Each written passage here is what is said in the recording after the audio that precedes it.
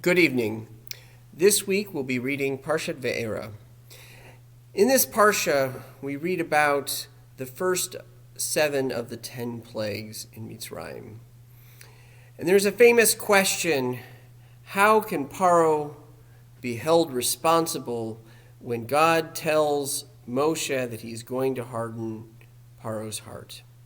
And the Ramban famously responds, if we look at the plagues, the first 5 plagues, Paro hardens his own heart. It only begins in the 6th plague that God hardens Paro's heart. And certainly, therefore, Paro is responsible because he hardens his own heart. He is stubborn.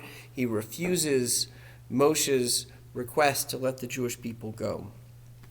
And it's really remarkable when we read our Parsha, time after time. First, before any of the plagues start, we have the wonder of Moshe throwing or the staff and it turning into a snake, and Rashi says eating the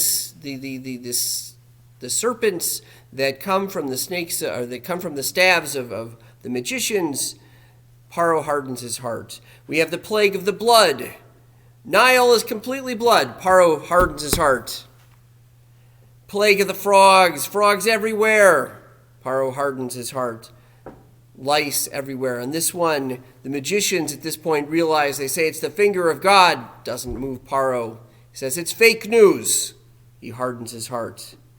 Swarms of wild beasts. As you're just agitating, hardens his heart. Pestilence, the animals die. He hardens his heart again, time after time. And we may read about this and think Paro is some far off, totally, different time and place. But the reality is we all sometimes act like Paro. We are faced with circumstances, we dig in, we're stubborn, we don't acknowledge what's going on. The Rambam, when he lays out the 4 steps of tshuva, says the very first step is leaving the sin. And the second step is then regretting the sin.